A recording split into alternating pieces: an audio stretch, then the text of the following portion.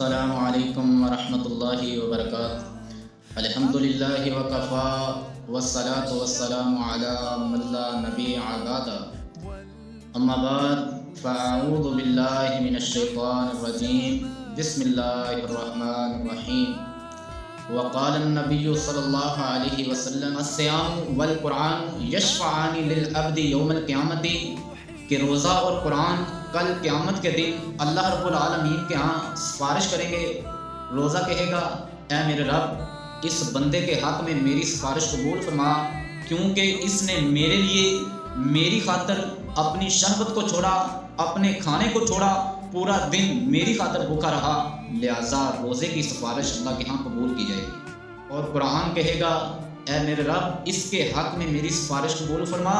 کیونکہ اس بندے نے میری خاطر اپنی نیند کو قربان کیا، اپنی نیند کو چھوڑا، رات کو سویا نہیں، قیام اللیل کرتا رہا، مجھے پڑھتا رہا، اس لیے میری اس بندے کے حق میں سفارش قبول فرما۔ اللہ کے رسول صلی اللہ علیہ وسلم فرماتے ہیں چنانچہ ان دونوں کی سفارش اللہ رب العالمین کے ہاں قبول کی جائے گی، قربان جائیں۔ محترم بھائیو، دعا کیا کریں کہ اللہ رب العالمین ہمیں ان لوگوں میں شامل فرما دے جن کے لیے کل قیامت کے دن روزہ اور قرآن سفارش کریں گے، یقیناً وہ بندہ کامیاب ہو جائے۔ پھر اسی طرح روزے دار کے منہ کی جو بدبو نہیں ہوتی، جو سارا دن بھوکا رہنے کی وجہ سے معدہ گیس چھوڑتا ہے، جس کی وجہ سے بندے کے منہ کے اندر بدبو پیدا ہو جاتی ہے اور بندہ اس کو عجیب محسوس کرتا ہے، بندہ پریشان ہو جاتا ہے اس بدبو سے، لیکن وہ بدبو اللہ رب العالمین کے نزدیک، اللہ کے ہاں وہ بدبو کستوری سے بھی زیادہ اچھی ہے۔ یہ میری بات ہے، میں اپنے پاس سے گاڑ رہا ہوں، میں اپنے پاس سے بات کر رہا ہوں، نہیں، بلکہ اللہ کے رسول صلی اللہ علیہ وسلم نے فرمایا والذی نفس محمد بیدہ لخلوف فم الصائم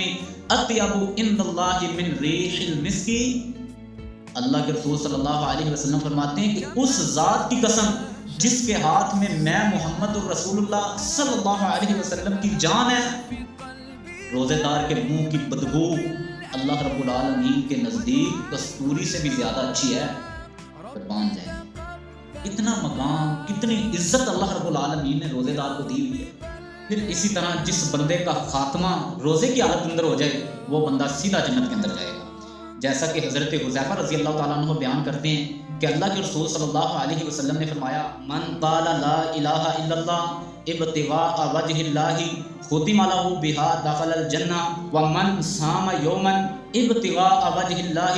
ختم لہ بہا دخل الجنہ ومن تصدق بصدقۃ ابتغاء وجہ اللہ ختم لہ بہا دخل الجنہ۔ اللہ کے رسول صلی اللہ علیہ وسلم فرماتے ہیں کہ وہ بندہ جس نے اللہ رب العالمین کی رضا کے لیے خالصتاً اللہ کو راضی کرنے کے لیے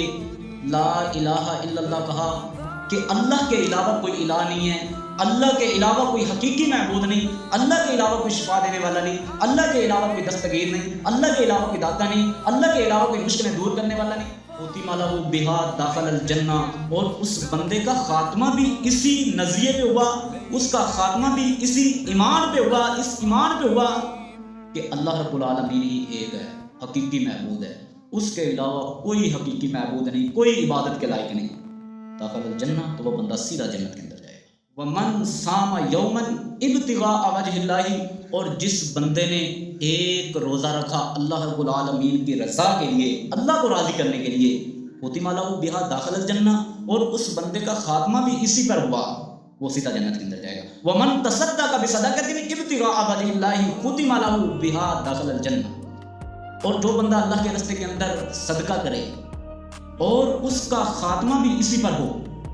داخل الجنہ، تو وہ بندہ سیدھا جنت کے اندر جائے گا۔ محترم بھائیو، اب جو یہ حدیث میں نے آپ کے سامنے بیان کی ہے،